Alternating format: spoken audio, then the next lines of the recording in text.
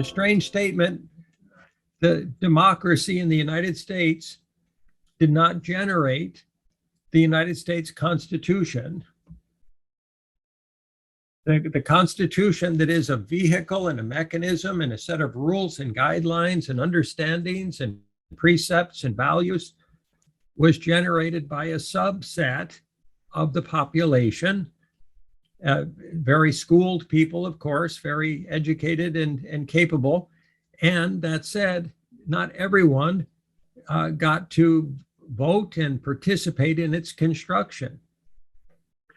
And we are not truly a democracy. We are, in our understanding, we're a republic. We have representatives that we vote for in our nation, and they represent us, and they hopefully carry our thoughts, intentions, values, and goals integriously into the political venue. And they develop laws and rules and regulations and policies, etc. So if we're saying that systemically our process of governance in the world could benefit from improvement significantly, and that there are many different models of governance in our world, whether they're the governance dynamics of organizations or religions or cultures or genders or age groups, there are systems of governance in all of those, written or not, well-defined or not, clear or not, colloquial, or meaning local to particular populations or not. That process of governance is something that kind of holds us together. It's a necessary prerequisite to collective action and organized solutions generation and life process maintenance and support. So the social movement engine, the SME listed here, is envisioned in part to be a portion of that mechanism of generating what might be termed a system of governance, or to support a system of transformational governance and transformational process in the world. We want to be an ingredient. We certainly are not interested in governing anyone or anything. That said, that environment that can be the gestational vessel for that new process of world governance that can continue to evolve and grow and learn reflectively and through cause and effect dynamics, or through research dynamics or prototyping and modeling dynamics. However it unfolds, we recognize that there must be an environment to hold it, a gestational vessel, as we would a child and a womb to hold a growing child. And so we're hoping to create that environment that is wholesome, is healthy, is positive, is gentle, is generous, is spiritually resonant, and focused absolutely on service to humanity and the natural world.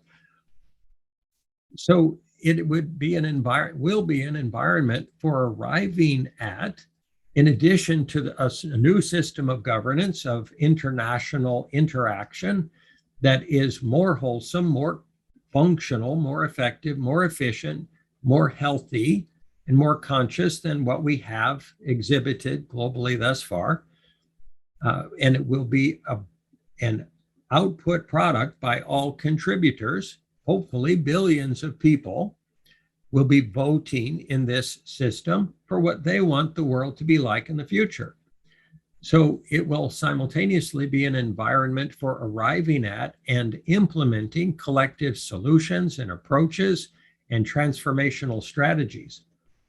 The social movement engine is envisioned to be a collection point and a blender and a synthesizer of many ideas, concepts, areas of expertise, technologies, solutions, the contributed votes and preferences of anyone and everyone in the world that interacts with it.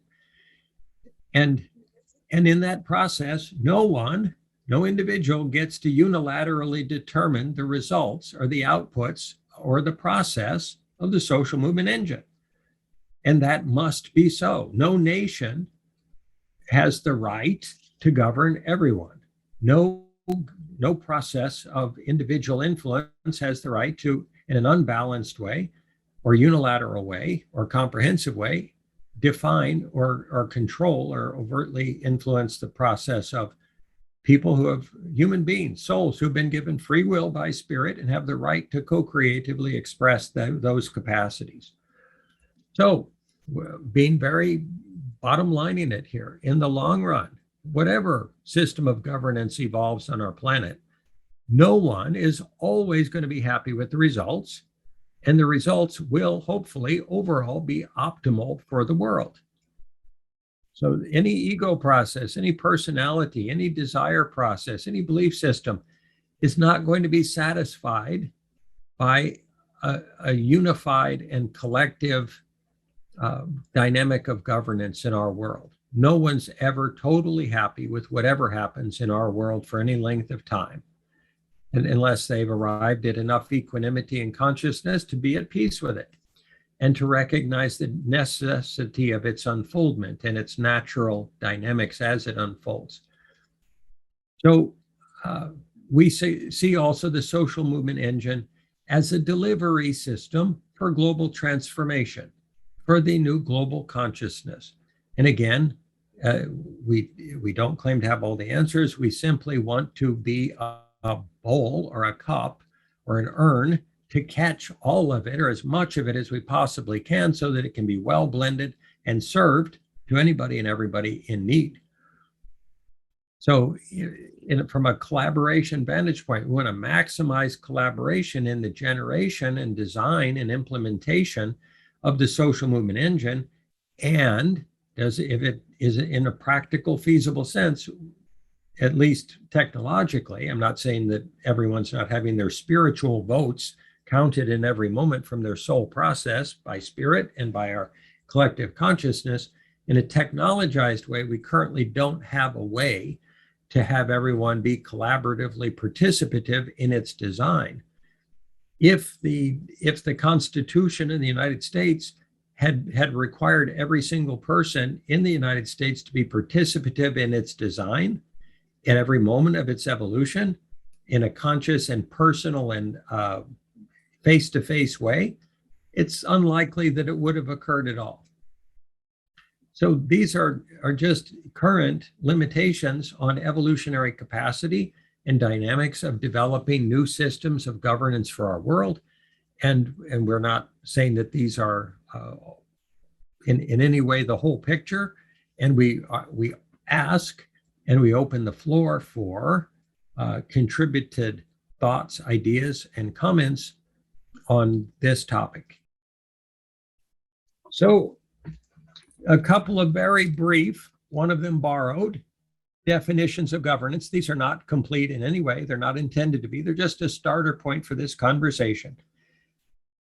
If we said that a system of governance is a managed and agreed upon organized process of what happens collectively and when, where, how, and why it happens and who brings it about, who's accountable for it. Definition one. Another definition: governance encompasses the system by which an organization is or an entity or a nation or a species or a people or a religion are controlled and operate, and the mechanisms by which it or they and its people are held to account. Ethics, risk management, compliance, and administration are all elements of governance. We would suggest that governance need not mean that hierarchy exists or operates, or that it's a requirement for governance to occur. Many organizations, many nations, many peoples have a hierarchical organizational design. In the WSS, we're doing our best to be as flat as a pancake in that regard. We don't always succeed. There are some necessary legal requirements that say we have to have officers in the organization, a board, et cetera, to make certain decisions to keep us in legal compliance or for necessary operational achievements in order to keep the lights on and the organization moving towards the construction of the social movement engine. Aside from that, we do our very best to be as flat as we can, as co-creative as we can, as inclusive as we can, of everyone's ideas and thoughts and perceptions and process and contributions and ideas.